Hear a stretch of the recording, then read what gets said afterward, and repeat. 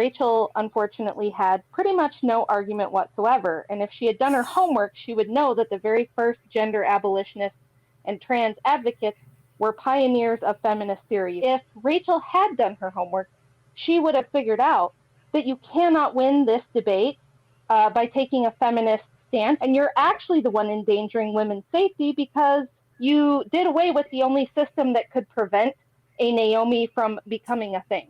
So all Naomi had to do to win this debate was show up and exist. We'll start with you, Rachel. You can get to your opening statement whenever you're ready. Go ahead. The floor is yours. You have 7 minutes on the clock. Okay, sure. So my name is Rachel Twigg, and I am the director of a political action committee called Virginia Women Take Action. And our mission is to protect the rights and well-being of women and children by removing gender identity from Virginia laws. And I am interested in this movement across the country, but I'm focusing more in Virginia because that's where I live. And our argument is that gender identity as a protected characteristic conflicts with women's rights, and it conflicts with the well-being of children as well. And so we believe that it should be repealed from law, and that women's rights and spaces should be based on sex and not gender identity. So Virginia, we have a big election this year. All of the Senate and House seats are up for grabs. So we're reaching out to candidates who are running for office and asking them to take our pledge. And that's what I'm doing. That's my opening statement. Okay. Naomi, did you want to respond to any of that? You have 7 minutes on the clock whenever you're ready. Yeah, I think that it's quite silly to suggest that protecting transgender individuals' rights and access to public accommodations, non-discrimination protections, etc., is at odds with women's rights in any kind of way. Literally all available empirical evidence we have on spaces that are separated by gender shows that trans people are disproportionately victims of violence in those spaces, not the perpetrators. And yet when we pass non-discrimination clauses to protect trans people's access to spaces, for example, there is no increase in assaults or privacy violations in any of those spaces. This is backed up by the peer-reviewed literature, which I'm happy to cite. And yeah, we'd love to have a good faith discussion about the actual data behind this. With that, the floor is open. Go ahead. Okay, yeah, I guess I would just start off by asking, like, do you acknowledge the data that exists which shows that trans women are disproportionately victims, not perpetrators, of violence, assaults, privacy violations in these kind of spaces? I mean, I'm not familiar with what was you said the purity statement. What was that? Peer-reviewed data. Do you know what peer review is? Oh, yeah. I thought you said purity. Okay, yeah, peer-reviewed. I mean, I would say that having men in places for women, even if assault doesn't happen, it's still a violation of privacy. And, okay, so to be clear, you don't care about like if there's data that exists. Like to you, it's just about like your feelings, not about the data. I'd say gender identity is a feeling and not based on data. We have data on gender identity. But but like I'm happy to go into that. Let's start with your question first, or your assertion. So you're saying that, quote, trans people, and I would just say men, are disproportionately affected by violence if they're forced to use male spaces. Is that what you're saying? Yes, this is what's backed up by the peer-reviewed literature. Okay, and I don't doubt necessarily that an effeminate man or a man wearing a dress or something might be subjected to harassment or violence, and I do not condone that at all. But my argument is that the solution is not to put men in women's places or spaces. This is a male-on-male problem, male-on-male violence, and it's not for women to solve or fix. It's for men to deal with. It's more than just like cis men on trans women. There was a study from pediatrics which found that the rate was also higher of like sexual assaults in bathrooms, for example, in transgender boys, as well as non-binary people and trans women. And that actually when schools passed policies which would restrict bathroom access for transgender people, the rate of sexual assault went up drastically. Schools that had restroom and locker room restrictions for trans people were associated with a 1.26 times risk of sexual assault for transgender boys. Mm-hmm. It was 1.42 times the increased risk for non-binary youth, and 2.49 times the risk for transgender girls. I'm happy to cite the study. It was in the pediatrics journal, School Restroom and Locker Restrictions and Sexual Assault Risk Among Transgender Youth. Naomi, you can link that in the private chat. Mm-hmm. That way, Rachel can pull it up if she needs to. Absolutely. Yeah, I happy to mean, cite that.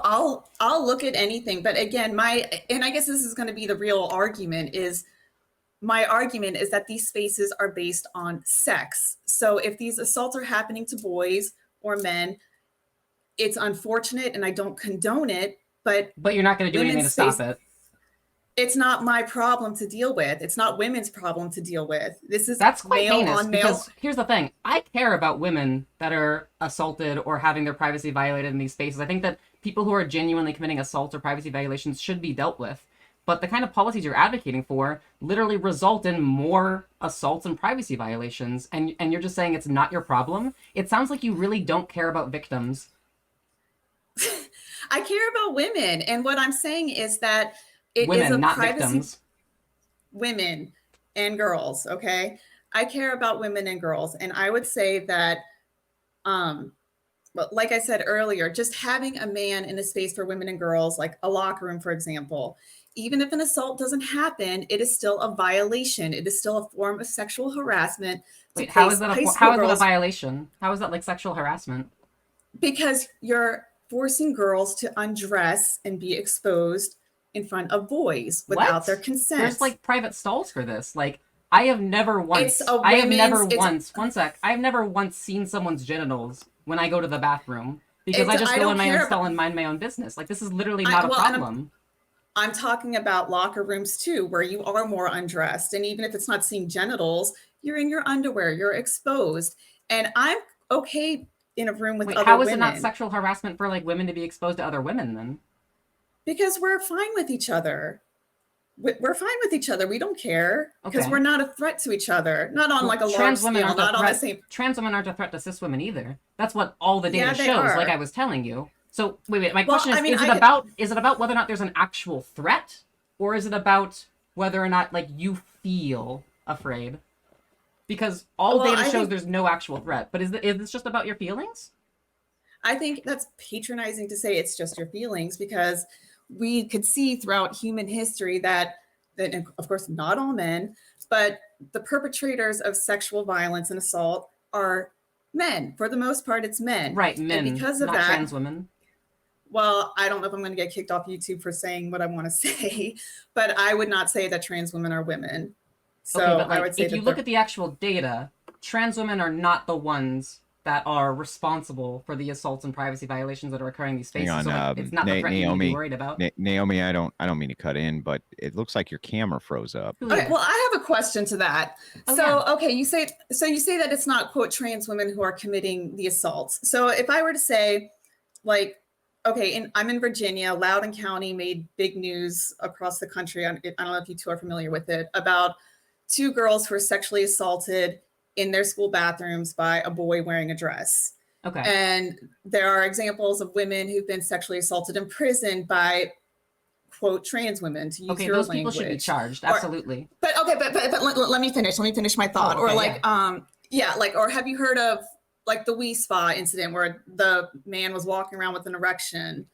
So my question, this all comes to, how do we know the bad actors? Like the people that are committing assaults and are violating women in these spaces, you would argue that those aren't trans women. Are they bad acting anybody men? is capable of committing sexual assault or a privacy violation, regardless of if they're a cis man, a trans woman, or a cis woman. And those who do commit assault or privacy violations should be tried as criminals. But largely speaking, trans women are not the people that you should be worried about. And trying to exclude the group that statistically is not any more likely to commit these crimes seems based on nothing but bigotry, fear-mongering, and feelings, and not any kind of like data.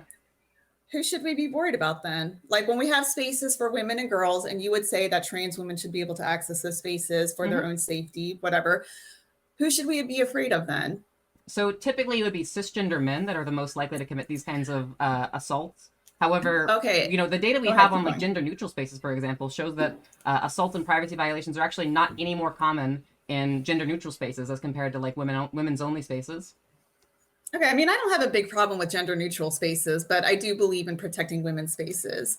So my question is, how do you tell the difference between a quote cis man and who might just want to put on a dress and come in, and a quote trans woman. How are we supposed to know? Well, I don't think you really need to tell the difference. But if somebody's doing Yeah, we something do. If inappropriate, we're talking about, if someone's doing something if we're- inappropriate, then you try them as a criminal. But if someone's not doing anything inappropriate, then I don't think it's your right to like ask them to show you their genitals or something. and I'm not asking that, but I can tell who a man is. And Okay, I guess again, my question is, if you're not asking people to like show their genitals, like how do you expect to enforce, like say bathrooms, for example, enforce like a single sex space in bathrooms? well, that's how it's always been up until, okay, so before Like, gender trans people identity have was, existed for all of human history, and they've been using Yeah, the yeah, bathroom but without people noticing for this entire time. So like, how do you Yeah, expect and to they were- enforce this kind of policy? and they were breaking the law back then too, because those spaces were separated by sex. But So they yeah, weren't breaking the law. I'm sure men have been sneaking into women's spaces for as long as women's spaces have existed, what- and I'm sure they haven't always been noticed. You're still dodging the But question. Like, when I'm they- curious how you expect but to when enforce I- this kind of policy. Sure. So when they were noticed, they could be charged. We could say, hey, there's a man in the locker room, there's a man in the women's bathroom, and then he'd be arrested and charged with voyeurism or whatever. So It you was just a want sexual people to like offense. guess who is and isn't trans and then arrest people on suspicion of being trans? I think we can guess who's men and who are the women. So So yeah, that's this why I is would never remove going to be gender this is identity. never going to be a 100% accurate process. And the history of trying to guess whether or not somebody is like truly a man or truly a woman is backed with a lengthy history of discrimination against intersex people, also discrimination against women of color. Were particularly framed as being like too masculine. This was actually an issue in women's sports, where like there was attempts to keep Black women out of women's sports because they were seen as too masculine. And so it's just like this kind of enforcement based off of people's suspicion is just going to lead to crazy fear mongering, which we have seen in practice leads to false reports all the time. People getting like misidentified, and like then what? What do you expect to happen? Like a police officer expects someone's genitals or something? Like how? Not how do you expect expect this to somebody's happen? genitals. Well, and I feel like the race argument, let me bring that up. Like that discrimination was based on race. And, you know, I'm not sure how old you are, but you look young enough that this is before our generation and the civil rights. I think solves that that, racism not is still perfect- well and alive not today, perfectly. and also Yeah, leads to not Black women being perfectly, perceived as but more I mean- masculine than white women, which means that these kinds of policies will disproportionately affect Black women. Oh, Even no, today. hang on, Naomi. Let Rachel respond to the original go for it. question. Go ahead. Mhm. Okay, so anyway, where was I going with that thought? But yeah, but it's like race is different than sex. I agree. And we can tell, like, I mean, I just think it's, you know, you said my initial argument was silly. I think it's silly to pretend that we can't accurately tell sex, like 99% of the time. Yeah, it's not always clear. I will say that. It's not So, always clear with people. My problem with your enforcement mechanism isn't the 99%. My problem with your enforcement mechanism is the 1%. I don't want that 1% to be unjustly discriminated against, but you're fine with that, and that's a problem. Well, I would say, like, it would have to come back to two ideas off the top of my head is if you have identification, but now the law says that men can have female as their identification marker. You So we want need someone to like repeal checking that people's too. IDs at the doors to bathrooms? Not at the doors to the bathrooms, but if I notice a man in the bathroom, I should be able to say, hey, there's a man in here, and he should be able to be thrown out by security or whoever, or police, or whatever needs to be done. I mean, this seems pretty invasive, but like trans people can obtain IDs that are transitioned. So I mean, like that would still include. Yeah, I plenty of know trans that, people. and I disagree with that. I think that if you shouldn't be able to put female on your birth certificate if you're a You see man, this, Naomi, or TikTok? vice versa. Women shouldn't be able to put male down on their birth certificate or on their driver's license. I mean, Okay, well, we live in a world where that is a thing, so this doesn't really and solve your that's my enforcement goal. mechanism. Well, my goal is to remove that from law. I don't think that should be in the law anymore. I think we need to repeal that. Okay, so your enforcement mechanism doesn't work unless we like manually go through and vet all of like trans people's IDs. But also, this doesn't solve the problem with like intersex people. Intersex people might have a very complicated situation with respect to like an ID and their gender presentation and their observable sex characteristics. Like, there's still going to be people that are going to be unjustly discriminated against and targeted based on this policy, even if you went to the crazy lengths of trying to remove all trans people from IDs or whatever. Like, you're still going to encounter problems. This enforcement mechanism just isn't good. Okay, well, and intersex people are still male or female. They're still How do male you or tell? female. I mean, it's not always, like I said, you can't always tell perfectly, but you can usually tell. And Well, how do you tell what gender or sex like an intersex person should be in your view? I don't know. I guess you just have You don't to know. ask them. Okay, so you just don't know how You to would just handle this you just this portion of ask. the Look, this is population? what I'm willing to do. Oh, wait, I would wait. ask. You actually just figured it out. You're right. You just ask what somebody identifies as, and then it's literally no problem. Thank you. Don't That's care exactly how you the solution. identify. I don't care how figured you it out. identify. I want you to know. I want to know if you're male or female. Okay. And I can usually And you tell, said like, that with I've an seen, intersex person, you can just ask.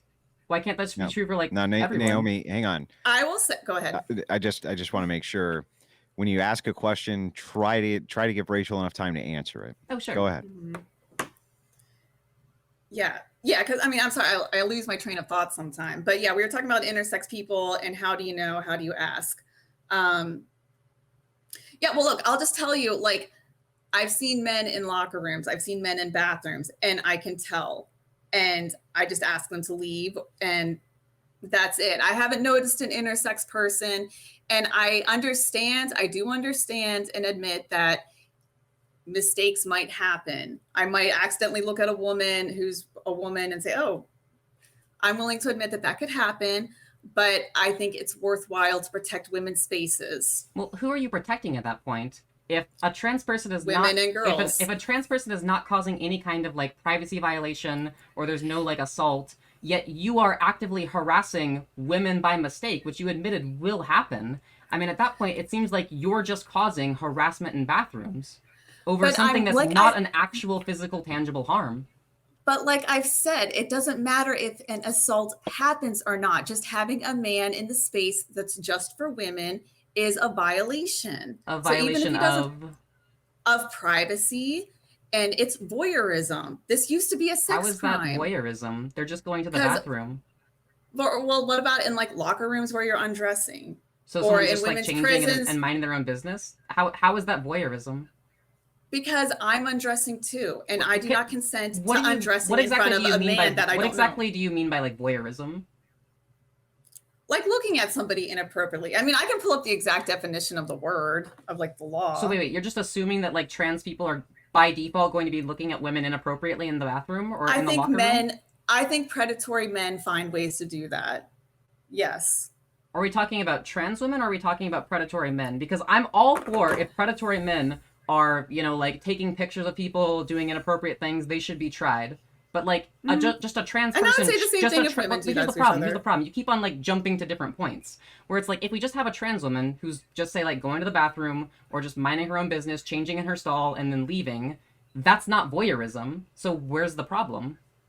Because he could still see women undressing or in, like I said, people see women undress all the time. That's not a problem. Women see women undress.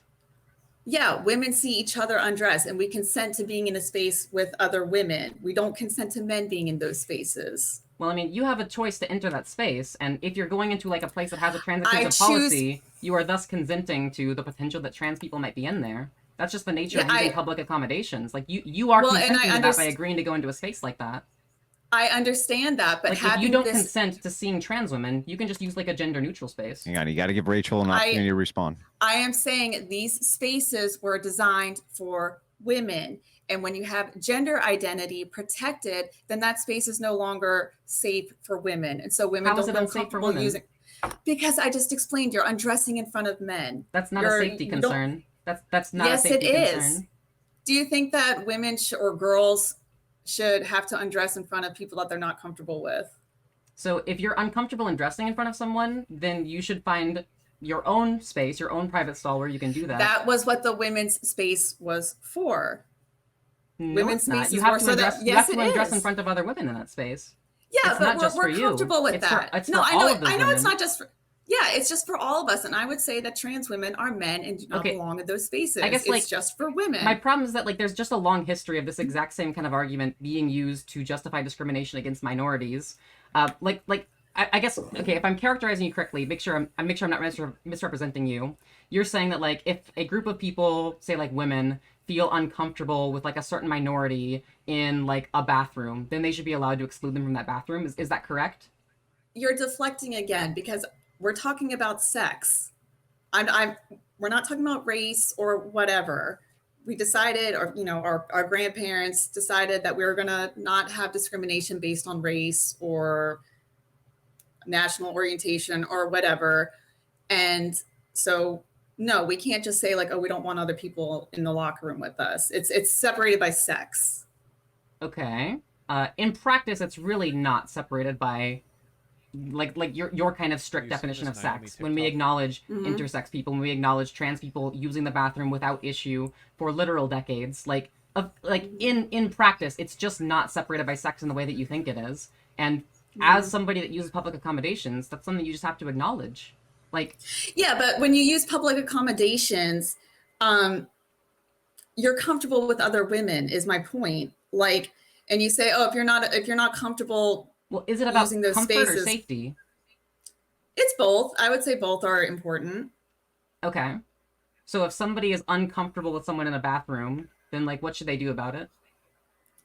It depends. If it's a women's bathroom and there's a man in there, then the man should leave. If they're just uncomfortable, like, okay, I'll use my own examples. In middle school, when I first started using girls' locker rooms, I wasn't always comfortable with other girls. So I would use the single stall or whatever. And then I just got over it and I was fine with it. So if you're not comfortable using it with somebody else of your own sex, then yeah, you can use a single stall.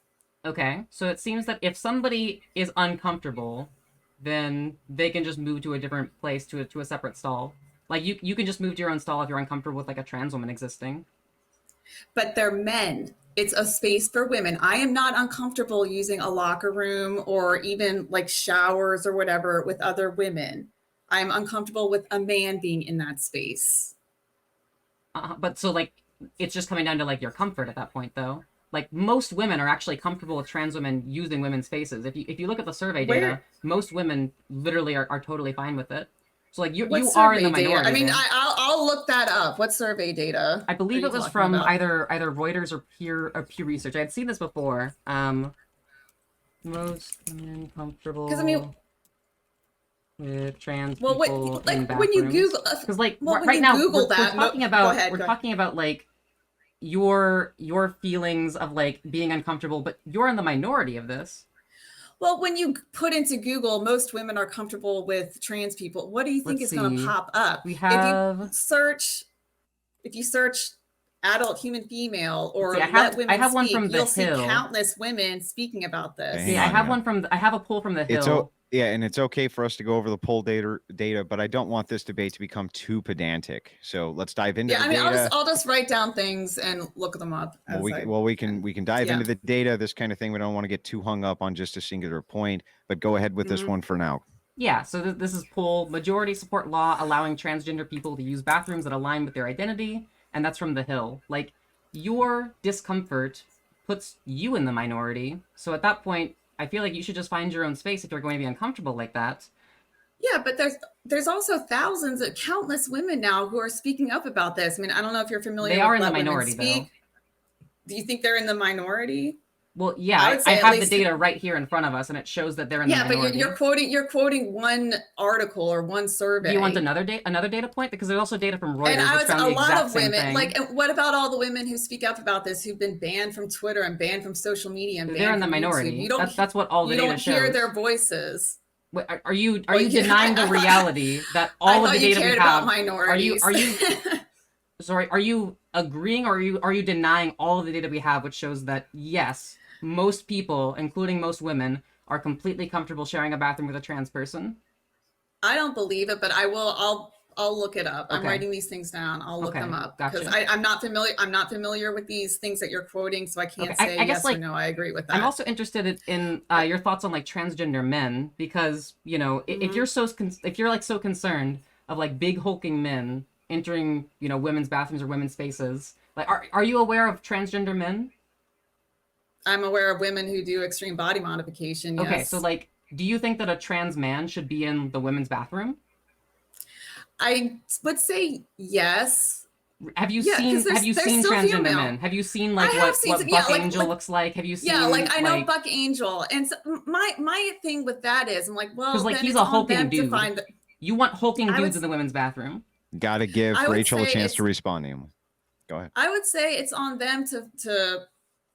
Okay, I'm not saying it's up to me to give away men's spaces. Like, I'm not going to say, oh, just go use the men's spaces, because that's not my right to say. I would say if you've changed your body so much that you cause women to be frightened or women to be scared or whatever, then that's on you to find your own accommodations. You can use the single stall, and if men are cool with you coming into their space, then you can go use the men's room, because they're not a threat to men.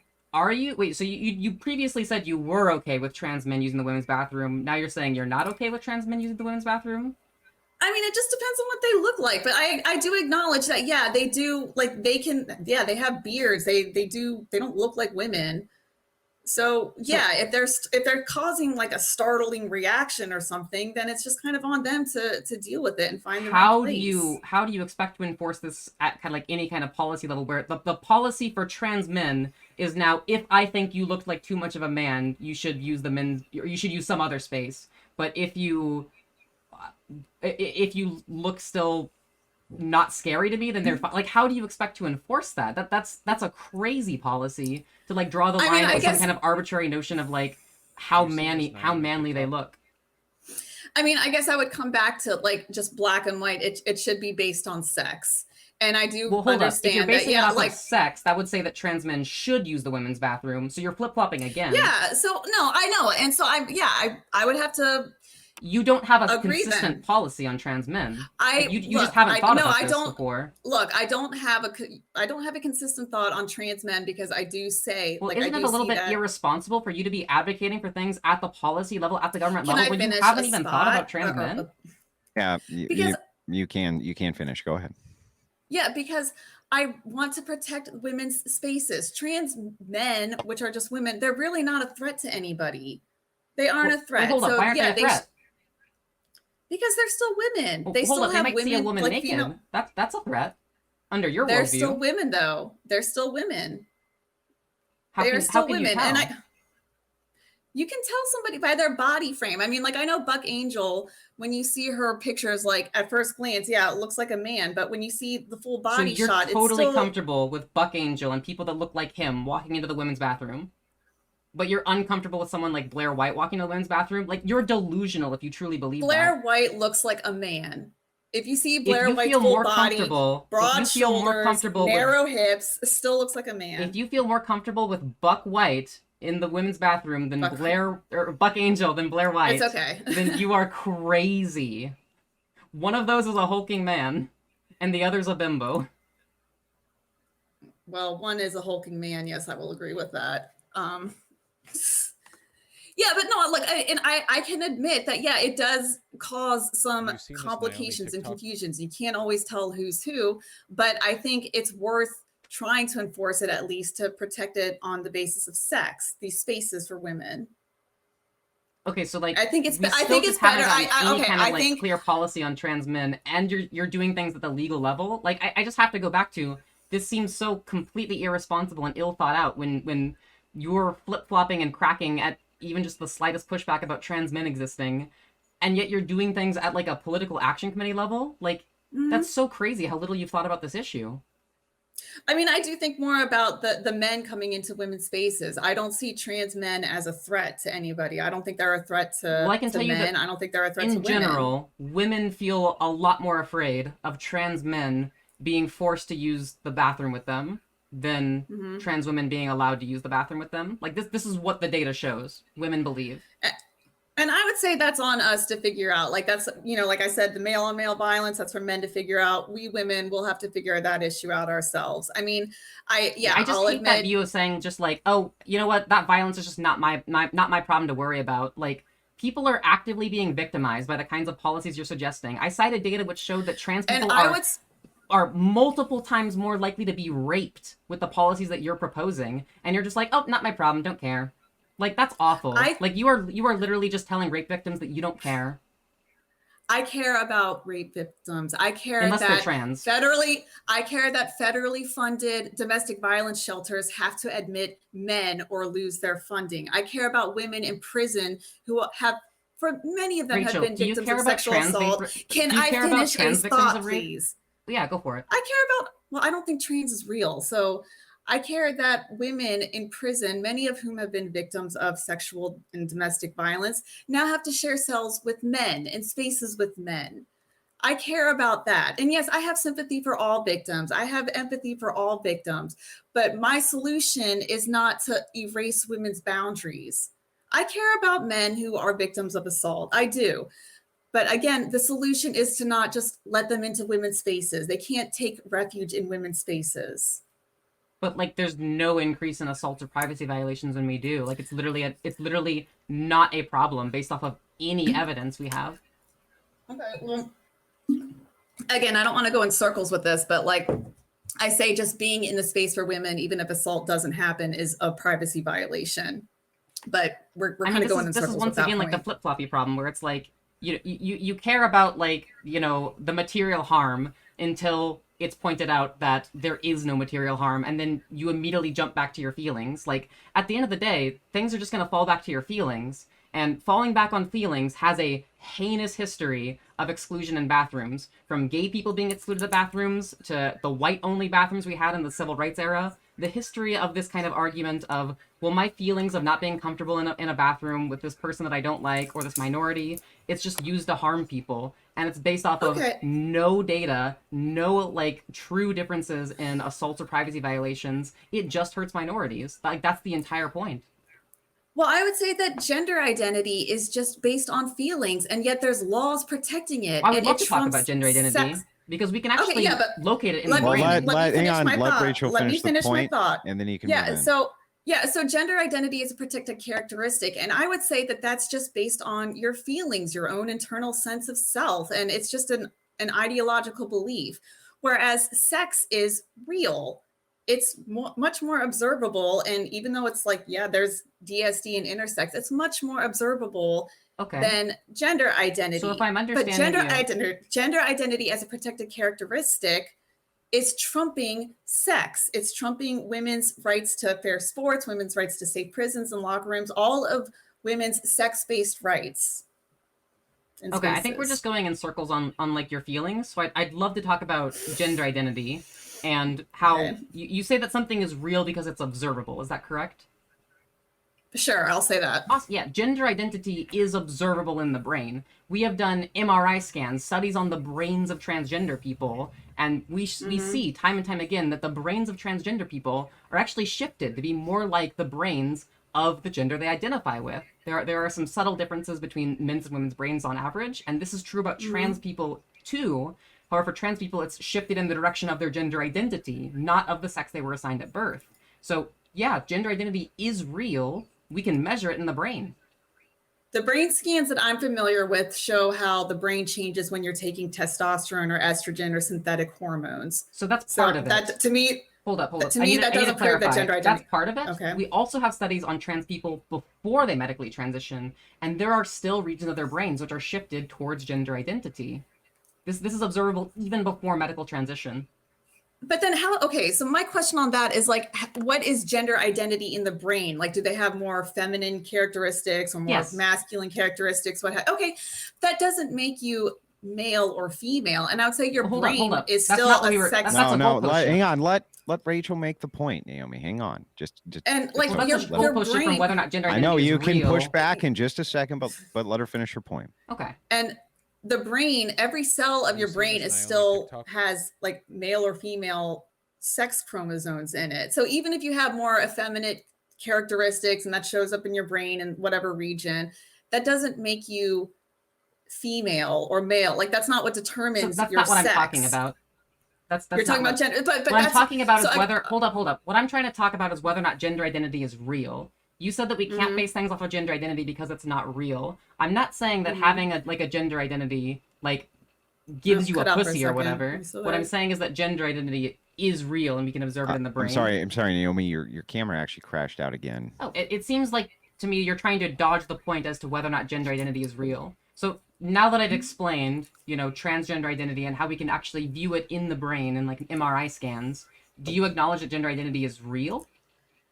Well, what you explained doesn't say that gender identity is real. It shows that maybe certain personality traits might show up in the brain, but that doesn't mean that gender identity is real or that it should be a protected based on characteristic. Gender identity, as in we observe these traits in people that have a certain gender identity. So be it a cis woman or a trans woman or like a cis man or like a trans man, that these profiles of brain structures are based off of the gender identity. I mean, this is how we recognize conditions in the brain, say like autism or ADHD or depression. Like this is kind of just the psychiatric standard of recognizing, like, for example, a mental health condition in the brain. So like, but what's showing up in the brain? Like all I'm hearing is these characteristics of being effeminate or masculine or interests or whatever. Like can you give me an example of what's showing up? yeah, it's like different distributions of certain regions of the brain, like particularly dealing with like the hypothalamus, for example. Mm-hmm. Like there are certain like hypothalamus profiles which we generally observe in women, and trans women's brains tend to exhibit those as well. Okay, and you're saying that that's before estrogen too? Yes. Like before, but I mean, is that like a personality thing? Like, oh, this person likes more traditionally feminine things, and that's well, the kind of showing hypothalamus up in the controls brain. a lot of brain function. Like the brain's quite intricately complicated, but essentially what I'm saying is that the profile of brain matter distributions of trans people looks like the brains of the gender they identify with. Like this shows that there is a physical reality to gender identity located in the brain. Okay, I just don't believe that. But again, I'll look up the studies. All I know is that the studies that I'm familiar with show that the brain changes with hormones. It does change with hormones. It's also shifted even before hormones. And yeah, and like what you're saying is it just seems like personality traits are showing up in the brain. We're talking about brain matter distributions, which go beyond just personality traits. Yeah, but it's still like, okay, for example, I don't know how that should be protected in law as a characteristic that your brain is slightly more feminine. Other like mental health conditions are protected in the law. So for example, people are born with brains that have certain profiles, certain mental health conditions, and that should be protected in the law. Say for example, like autistic people, they have a unique brain profile and they should be protected from discrimination in the law, right? Sure, yes. Okay, and the same should be true for people that have gender dysphoria. Sure, I don't think anybody should be discriminated from using a public place based on their mental illness. I've never said that or never advocated for that or mental condition or whatever. What you're advocating but that doesn't make them male or... What you're advocating for is either they choose to self-discriminate or they choose to enter a space where they're much more likely to be raped. Like that's what you're advocating for. I just don't believe, I mean, you can send me another survey or statistic or whatever, but I just don't feel like going into a man's space puts you at danger. I just don't believe it. You want me to cite? I don't believe. That's why I already cited one peer-reviewed study for you. There was also the Department of Justice has statistics that being trans is associated with a 10 times higher rate of sexual assault if you're forced into a prison of the sex you were assigned at birth. So like trans women in men's prisons are 10 times more likely to be raped. I can believe the prison thing. I can believe that. Mm-hmm. But again, I just don't feel like the solution to that is to just let them into women's spaces. Well, I think that the prison issue is a bit more complicated, and I would definitely be supportive of handling things more on like a case-by-case basis. Ultimately, like if someone's a violent sexual offender, I think that we should take extra precautions to house them in a space where they're not going to cause harm. Just to get clarification on this point, as it's brought up, do you guys both consider women's prison specifically to be a woman's space? Yeah, I would say that women's prisons is a women's space. But I mean, that would be necessarily included in the debate, though. I think it's fair game to talk about. Yeah, like it's definitely bigger than locker rooms and bathrooms are important. But yeah, this applies to prisons, women's domestic violence shelters, sports obviously is in the news, but any place that's for women. And yeah, I mean, like women's prisons still should just be based on sex, like because violent women aren't sent to men's prisons, so gentle, non-violent men differently. I think that's in certain circumstances you do have to handle things kind of on a case-by-case basis. Also recognizing that intersex women might pose either potential threats or potential extra opportunity for being victimized based off of their intersex status. I think it's very important to kind of handle some of these things on a case-by-case basis because it can be messy. Sure. And I mean, like even within prison, there's different levels of security. There's different kinds of housing. Like it's far from perfect. We can probably all agree on that, but there's still measures in place. Well, if we have different levels of security and housing, couldn't we take like a higher security level with like a trans woman so that she's not raped at 10 times the higher rate in a men's prison? She can be put in a lower security place. You want her in a lower security place where she's more likely to be raped? Look, again, it's not women's problem to deal with. Like, don't put him in a This men's is exactly prison. what I'm saying. You don't care about rape victims when they're trans. I don't care about putting men in women's prisons or women's spaces. You're literally not even trying to deny that you don't care about trans women being raped. Like, that's heinous. Of course, I care about anybody. Like, I don't want anybody to be sexually assaulted or harmed. I've never advocated for that. But again, Right, my but you argument just don't is care if a trans person is raped. I'm saying that the solution is not to put men who might be more likely to be victimized. They don't belong in women's spaces. I'm sure that men who might be of a smaller statute, or gay men or men with disabilities, they might be more likely to be assaulted in prison. But they don't go into the women's prison for refuge. They stay in the men's prison. Well, right, because there are systems in place that can help them within the men's prison, but that's just not the case for trans women. Well, I would say that you would need to advocate for that for men who call themselves trans or men with gender dysphoria. Well, I literally told you I do advocate for these things to be handled on a case-by-case basis because it is nuanced and complicated. And ultimately, I want everyone to be safe. I'm advocating for policies which are going to maximize the safety of everyone. Cis women, trans women, all women, like literally. I'm trying to come up with nuanced policies that are going to best preserve the rights to privacy and safety of everyone. Meanwhile, you're over here just shrugging if a trans woman gets raped and been like, well, not really my problem.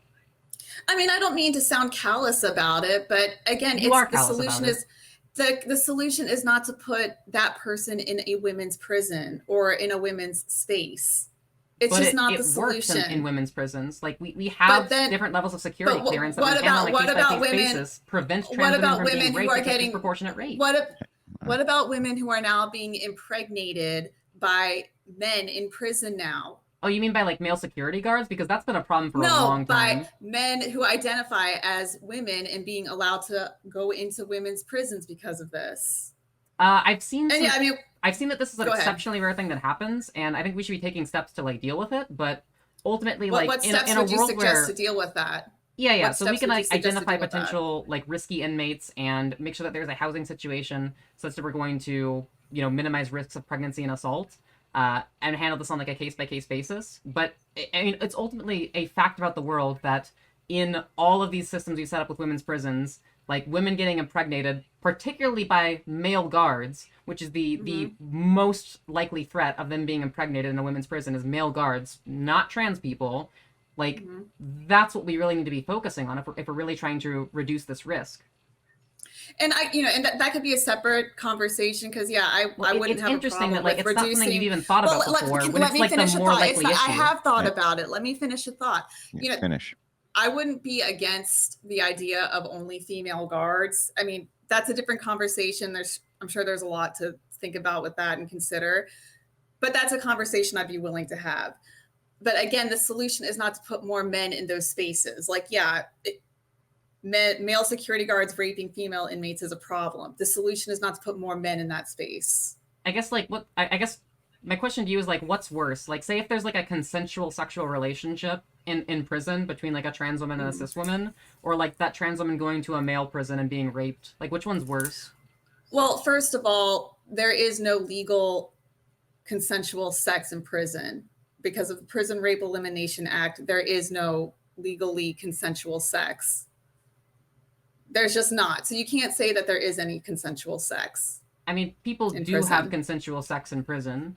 I'm sure that they do, like and I'm bros sure jacking each other off, or like women, doing their womenly things. I'm sure that it happens. I'm not denying that, but legally, it's rape no matter what. So, I mean, like, two people having consensual sex in prison is obviously not as bad as somebody being raped. Okay. Yes, I can agree with you there. You're fear-mongering about the first case as a means of justifying a system which is going to lead to a lot more of trans people being raped in men's prisons. But what about more women being raped in women's prisons by letting men who call themselves women being put in there? Yes, women are being raped now. If we properly handle this on a case-by-case basis, there is not going to be any increased risk of rape in women's prisons. All data we have shows that when this is handled properly, there is no increase in rapes and assaults that happen in women's prisons. But again, so you said the Department of Justice, or what? I mean, But we're hearing reports of women being raped in prison now. So Well, how big that's does an the number anecdote. need to Anecdotes get? happen all the time. I'm asking you for data. Like, do you have actual data statistics which show that trans women are a disproportionate threat to women in women's prisons? I would say that they're men, and putting men into women's prisons is a disproportionate Okay, so you threat. don't have data. Like, you're just making up a narrative. Because men commit more sexual assaults. So Well, yes. I'm talking about if you actually look at the data, trans women don't commit more sexual assaults. So your logic But is they're flawed. men. They're men. And so putting But they men don't in a have space the for sexual women, assault profile of men. they have the male, but they retain the male patterns and the male, like, No, they what's the don't. word? Propensity for violence that they always had. They literally don't. Like, Yeah, they all do. data we have shows that that's not the case. Trans women do not commit assaults or privacy violations at an increased rate. Mhm. Well, I mean, I'm just wondering how many women is it gonna take for you to care, like, by Well, these if there was men being any transferred data that showed that this was a real problem, I would take the problem seriously and take steps But to how many- best handle the safety of everyone. Okay, there's multiple women in New Jersey, excuse me, for example, who have become pregnant by a man in prison. Okay, There are these are just multiple anecdotes. cases. Again, but there's multiple. I mean, I can show you the articles and stuff. I don't and care I'm about just wondering- anecdotes. I care about data. I'm- I care about statistics. But it's date. It's a reported number. Like this. No, it's not. Like It's a case. That's an anecdote. I can find you but cases. My question is. Hold on, My hang on. question I can is. find you an How anecdote. many I can find you a women case. will you care? Will it make you care? Like, how many women is it going to take for you to care? Like, I can say, okay, 3 women have been impregnated. Yeah, if there was a statistically raped in significant New difference, I Jersey. would care. But what I'm telling you we're is, I can point to increasing- cases. I can point to anecdotes of cis women raping cis women in cis women's prison, like in women's prisons. Yet nobody would point to that to say that women should be banned from women's prisons. They should be put in a higher security place. And like we said earlier, there are Exactly. That's what I'm mechanisms advocating for. If there's somebody who's a threat, they should be put in a higher security place. But it needs to first be separated by sex. It needs to be literally separated by doesn't. sex. This is the Geneva Convention acknowledges this. The United States Constitution says no cruel and unusual punishment. This is a human rights violation. No cruel and to unusual punishment. incarcerate- Like no cruel and unusual punishment like trans women being raped in men's prisons. That's not like the state ordering that. Oh, so that's not a cruel and unusual punishment. Is being It raped is a at cruel and- 10 times the rate in men's prisons. But again, it's still male on male violence. And I have empathy for that. Well, the I thing don't is, think anybody should be every time hurt, you but bring the up solution something is or, not like, to bring up erase women's boundaries. Every time you bring up something like cruel and unusual punishment, you immediately back off because you don't actually hold it as a principle. You're just using that as a mask for your anti-trans bigotry. I like would literally say everything that putting- you've brought up, from like fear of assaults to privacy violations in bathrooms, like every time your principle falls apart immediately once it's shown that the empirical data disproves you on literally everything you've said, and you always jump back to something else because it's not about facts to you, it's only about your feelings. But I would say that putting men in that place increases the rate. So again, I don't know doesn't. how many women The data shows it doesn't. Let me start, because this is a relatively new phenomenon, letting men go into women's prisons. So we're starting to see rapes. My assertion is that we need to stop this, or else the numbers are just going to keep increasing. You're going to see more women getting pregnant, more women being raped and assaulted. Wait, I'm telling you that we need to stop the trans women being raped in men's prison, which is a real problem that we can justify with statistical evidence and data, but there is no data supporting your narrative, your untrue narrative, that trans women pose an extra threat to cis women. That's just not true. The data doesn't show that. I mean, are you familiar with organizations like Keep Prisons Single Sex or Sovereign Women Speak or any Oh organizations? yeah, they're a bunch of like liars. That? They're a bunch of liars. So their statistics are false, but yours are credible. What are their statistics? Redux Magazine does a good. Redux? Okay. You don't like okay, whatever. You can Redux laugh at my is stuff. an entirely biased fake news source. Entirely okay, whatever. You can look it up. Redux is a known liar. Here's the thing, Just let like me- my sources are like the United States Department of Justice, the Pediatric Medical Journal, and then you have to cite a magazine which is a known liar. Like that immediately shows that we are not on equal playing fields when it comes to data and evidence. Well, I'm saying this is a new thing that women are starting to report on. Well, it's not like we have data. Like I'm And the citing Department of the data Justice- from the Department of and Justice. because Yeah, and because of Biden, the Department of Justice has to protect gender identity. How does Biden being in office mean they can't report data? Because I have the data right here from the DOJ. Well, I'm talking about like his executive order, but anyway, like another point. So a man, a couple months. Hold up. That makes no sense at all. Well, no, are because you in still federal. looking for the data you have? No, I stopped so I could talk to you for a second. But I mean, I can go back to it. I would love for you to find that data. Well, I mean, if you're already familiar with Keep Prison Single Sex and Redux magazine, then I don't think there's any point in trying to like. Okay, because you know that the data's bullshit because they don't actually have data. I can go they just find have, it, like, but I just think I've for the seen sake those of time, I don't. All they do is talk about anecdotes. They're just like, oh, here's one case of somebody that did a bad thing. But it's like I could do the same thing about cis women and try to fearmonger about cis women in the women's prisons. But it's pointless because anecdotes are not proof. Like you can find an anecdote for literally anything. Give Rachel a chance to respond here, Naomi. But I mean, they have so you think Redux is all fake, whatever. But they do have dozens of reports of men hurting women in prisons because of this stuff. So I'm just wondering, like, you're saying it's not a real problem or whatever, but I'm just wondering how many is it going to take for you to care? Right. I already answered you, and I said that if there is a statistically significant difference, then we should take action about that. But there's just not. Were you listening the first time I said that? Yeah, no, I was listening. Okay, then why'd you ask the same question again? I guess I just forgot. It's a little late for me. I don't usually stay up past 10. But anyway, I mean, I feel like we're going in circles. I'm trying to think of what else we could hash out here. I mean, I really don't mean to sound callous, but the solution to male-on-male violence is not to erase women's boundaries or to say that sex doesn't matter or that gender identity should trump sex. Like, what is the solution to like trans women being raped? I mean, put them in. I mean, I guess what they do is put them in isolation, which I don't agree with. I don't know what the perfect solution is. I don't know what the perfect solution is, but I'm saying the solution is not to put that person. So you don't have a solution. I'm saying the solution is not to put him in a women's prison. Well, the thing is not okay. If you're actively advocating for policies which are going to make this problem worse, that are going to increase the amount of trans women that are being raped at currently 10 times the rate in men's prisons, you should have a solution for that, or else you are being wildly irresponsible and harming a minority for the sake of no empirical harms which have been demonstrated against cis women. I am saying that there are harms against women. These things do harm women and girls, and that's my main priority. Empirically backed harm, not anecdotes, like actual statistical significance behind an increase in harm, which you yourself have admitted that you can't find data to support. I mean, if you want me to take a few minutes, but you're already familiar with those magazines, so if you've seen all of their stuff, it doesn't show any kind of statistically significant difference in the amount of assault and privacy violations.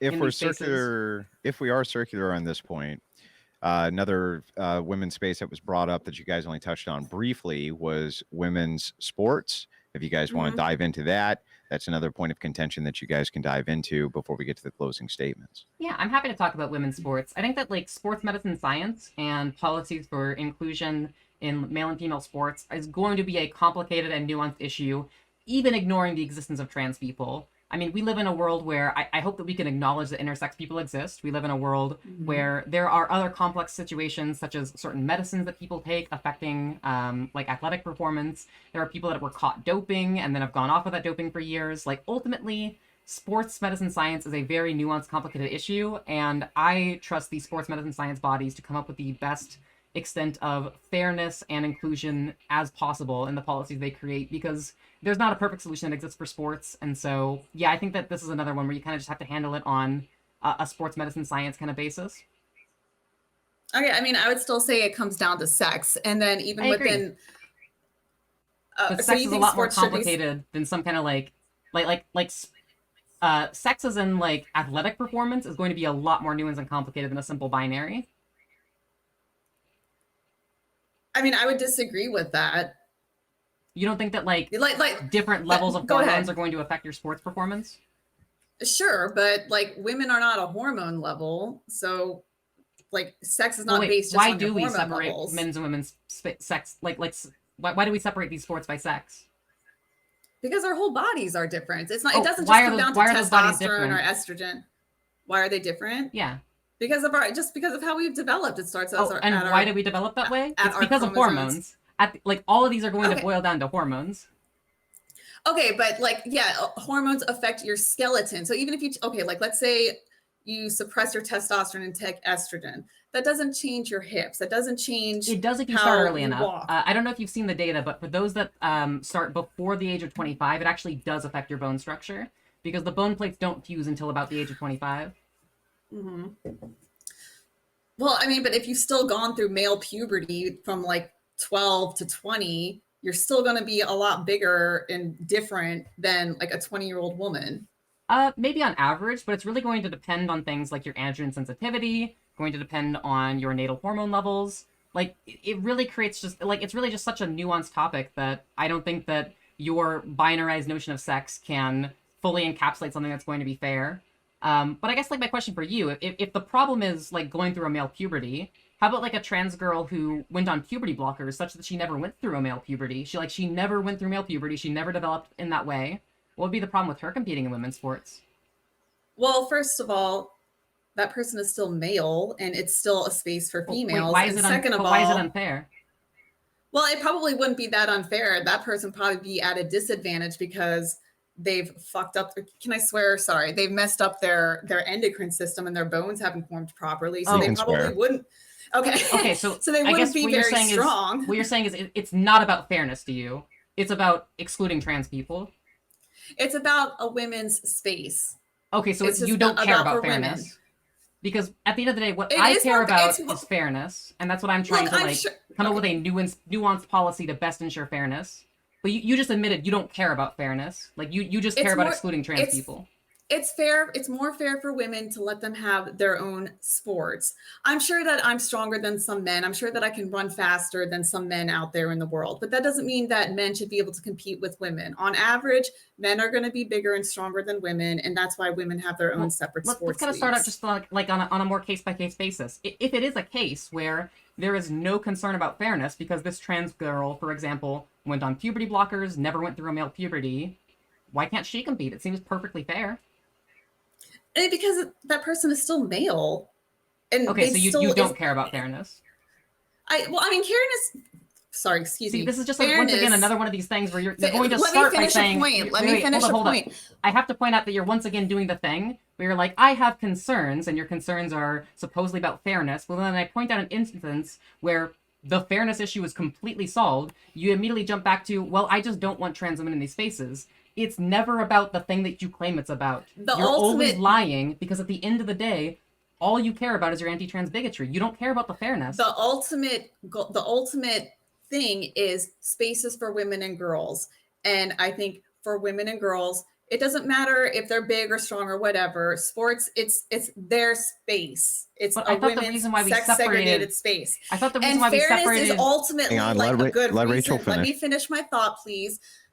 Fairness is like the ultimate part of it, but beneath that, it's more important that it's a space for women and girls.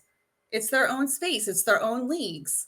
And men have their own space where they can compete. Boys I just wish you wouldn't lie to me like that. How you lie to my face like this? Like the thing is, you led with, I care about fairness. We segregate sports. I do care about fairness, and that's a big part of it. Let me finish.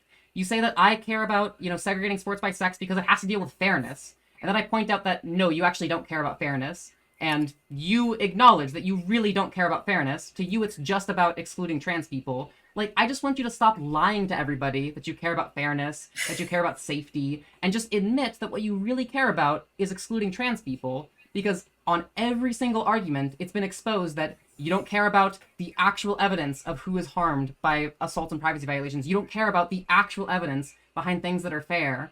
You just care about excluding trans people. Like, I'm sure you'd be the type of person that would say that, like, trans women should not play in women's chess leagues. Well, okay, I'll say, sure. My ultimate goal is I don't care how big or strong or weak or whatever somebody is. It should be separated by sex. So right. I don't care if a man... your bigotry would cause you to exclude trans women from women's chess. It's not about fairness. Well, if it's a club that's just for girls, then it's just for girls. The boys can go play on it. Like, I don't think... Well, then stop lying to everybody by saying you care about fairness because you don't. I'm not lying. To acknowledge that for the most part, men are going to be bigger and stronger than girls. Well, and it's more fair for them. Lying Let me finish to say that I am wanting to exclude trans women because of fairness. The truth is, you want to exclude trans women Because you are an Because they're anti-trans men. bigot that wants to exclude trans Because people. they're men, and women should have their own spaces separate from men. Even if the man is slow and weak and gentle and nice, he's still a man and doesn't get to come into the women's spaces. Right. Like the problem That's with this debate ultimately is that what it is. the problem with this That's debate that's is the that on bottom layer literally truth. any issue, thank you for admitting it. Like the problem with this debate is on literally any issue we discuss, I'm going to point out that the concern you raise is completely bad faith and disingenuous, and that at the end of the day, all you care about is excluding trans people and your anti-trans bigotry, and we can just go in circles on literally every topic, because that's what we've done on every topic. We've shown that all of your supposed concerns are bullshit and debunked, and then you immediately fall back on, well, I'm bigoted against trans people. And that's what we're going to do on every topic we discuss. I mean, we probably are going to go around in circles on every topic. But yeah, I mean, my ultimate goal is that I think places for women and girls should be based on sex. That's the ultimate truth. That's the ultimate bottom. And on top of that, it is for safety. It is for fairness. But you don't underneath care about that, those. the truth is, but I care more importantly about sex, and that women and girls should have their own spaces. You care based about on your bigotry, sex. not about fairness. You're proving my point again. Thank you. And thank you for making my point that advocating for women and girls is seen as bigotry. Caring about sex-based rights and spaces is bigotry. Thank you for making that point too. Well, I don't think we're going to go anywhere else here. So I'm going to move into closing statements. We're going to wrap the debate up right about here anyway, and then we'll move over to callers and super chats. Now, Naomi, as Rachel went first, I'm going to give Rachel the last word. You can go ahead with your closing statement. I'm going to give you 7 minutes. I thought you said that she was going to go first with the closing statement. Well, no, she opened. Okay, sure. Yeah, so I think it's been pretty clearly demonstrated throughout this entire debate that every time that Rachel comes into the topic with some kind of concern or some kind of worry, she'll claim that it's about, the safety of women. She'll claim that it's about fairness. And then I will debunk everything she says with evidence, with data, with statistics, which she will then either deny that they're real, claim that she's seen some kind of weird TERF magazine that goes against what the Department of Justice says, what the peer-reviewed literature says, just showing how literally delusional she is about the reality of the world. And then once it's been shown that her concern is completely fake, bad faith, she'll immediately jump back to her anti-trans bigotry, how she wants to exclude trans women, and forget trans men because she hasn't thought about them either.